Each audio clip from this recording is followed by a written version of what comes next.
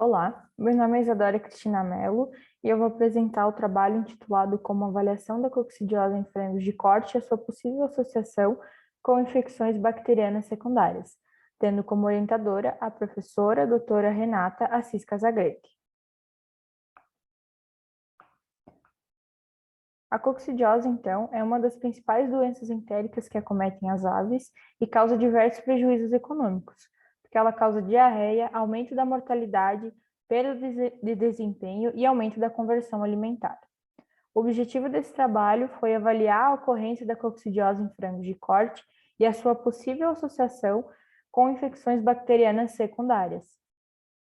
Foram avaliados 28 lotes, dentre eles, então, animais de 21 a 28 dias eram animais para a coleta 1, animais com 35 a 42 dias eram animais da coleta 2, dando um total de 280 aves, que eram, então, 5 aves de cada lote.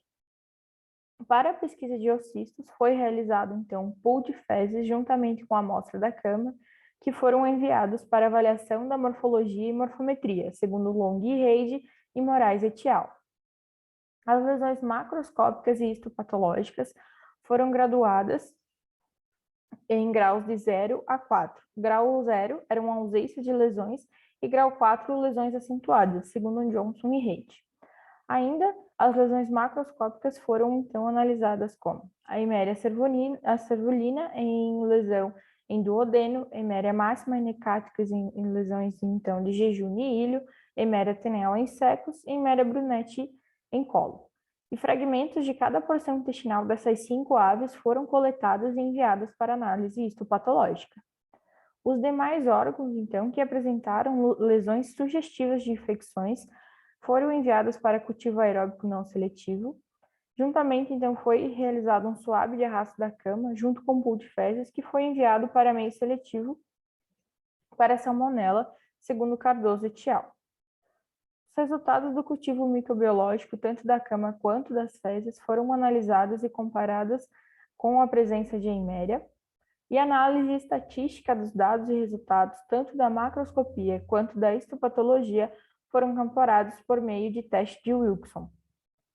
Os diferentes métodos diagnósticos, sendo eles, então, o macroscópico, o parasitológico e o histopatológico, foram submetidos ao teste de concordância de Capacquen. E esse projeto foi, então, aprovado pela Comissão de Ética no Uso de Animais. Aqui a gente apresenta uma tabela dos resultados, onde apresenta qual é a tabela de identificação da avaliação da morfologia e morfometria dos ocistos nas amostras tanto de cama quanto de fezes nos aviários da coleta 1 e na coleta 2. Então, as espécies mais encontradas que a gente teve na coleta 1 foi a Eméria cervulina e a Eméria máxima, com 21,42% em amostras de fezes. Já na amostra de cama da coleta 1, as mais encontradas foram, então, Eméria cervulina, máxima e tenela, em 46,42% na amostra de cama, e na coleta 2, tanto em amostras de fezes quanto de cama, foram encontradas a Eméria cervulina, máxima e tenela. Nas amostras de fezes, 39,28%, e nas amostras de cama, 67,85%. Aqui a gente tem uma tabela que mostra a lesão, o score de lesão macroscópica e histopatológica, comparando entre eles, obtidos na coleta 1. Então, aqui a gente observa que teve lesão, aumento da lesão de grau 1 na histopatologia quando comparada à macroscopia. E também aqui é a tabela de score de lesão da macro e da histopatologia também de coccidiose em frangos de corte, só que foram os dados obtidos na coleta 2. Aqui a gente também observa graus